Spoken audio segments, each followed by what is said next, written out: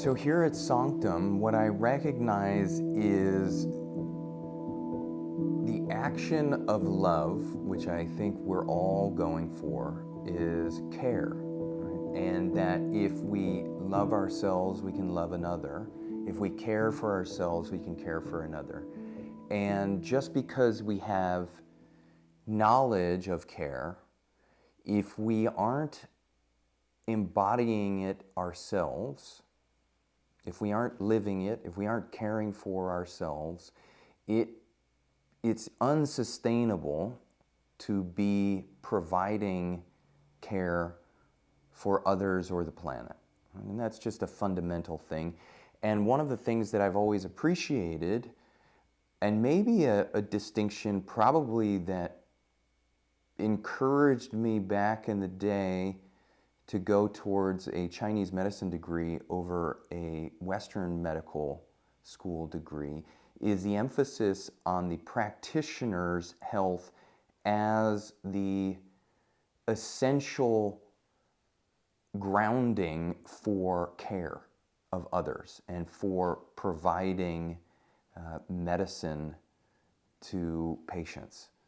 Whereas what I witnessed in Western medical school is what seemed to me almost like the beat down and hazing of doctors. To become a doctor, you have to go through this torture, and much of the training was a lot of memorization, yes, and skills that I don't know if there was any class within a Western medical school that was about taking care of oneself. How do you doctor the doctor, right? So, and again, this is not to bash at all, but it certainly informed for me much more of a way of life that just felt more logical. That if we're not taking care of ourselves, how can we take care of anything? It reminds me of seeing guys out in the neighborhood where I grew up that had these gorgeous cars, and shined them up. And the car was beautiful, but the man wearing a tank top and a t-shirt was not the best version.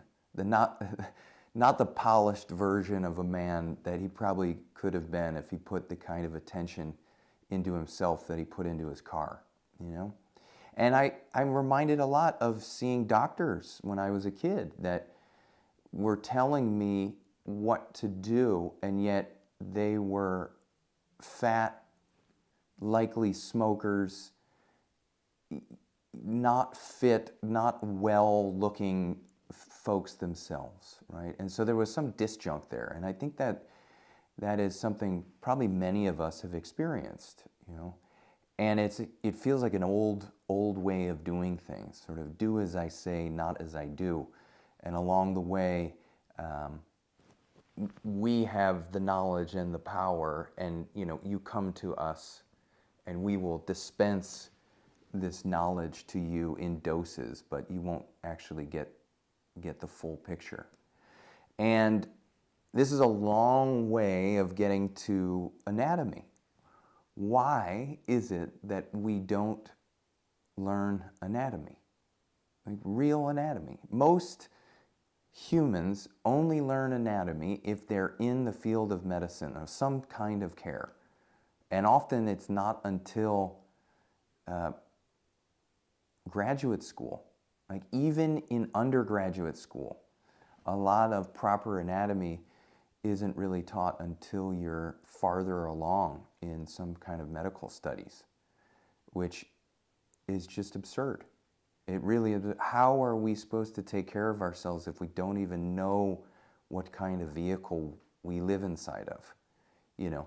And we get rudimentary things like a board game like Operation.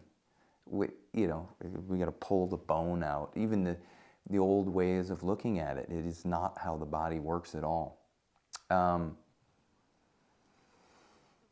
One of the things that I am happy about these days is with the advent of internet and people being able to have access to more information, more and more folks are interested and curious about taking responsibility for themselves in a particular way and wanting a lot more self-learning. And the more we come back down to the fundamentals, I think we can then learn everything. So the most fundamental structure to understand is our own vehicle. And it is one of the most complex, beautiful, and elegant designs, and some say the most elegant design of all of nature. And the study is endless. It's a never-ending study, and there's a beauty to that. So I think it's essential to understand our own anatomy, not only for our own care, but for the care of others, right? But also for how we understand the universe and the earth, because the patterns and principles, the design of this vehicle informs us about everything around us. And I think anybody who's done any kind of study of the body and anatomy, not only are they fascinated and continuously in awe of the design, but will tell you that it is through this, the internal understandings, and I think the mystics have said this forever, and not just of the mind, but actually of the structure and the functioning of the vehicle, that informs us how nature operates and works, because it is itself. And then as you observe nature, you also can be in awe of how it is and has informed the development and evolution of our structure as human beings. So I find it absolutely essential. I think when I lose my way ever, when I come back to the body, and not just a sense of the practices for calming my nervous system and things of that sort, but the fascination and the re-engagement with life itself, to get curious, to get inspired. It doesn't take much further than opening up an anatomy book and seeing the joy for me that comes from just looking at the magic that is our bodies.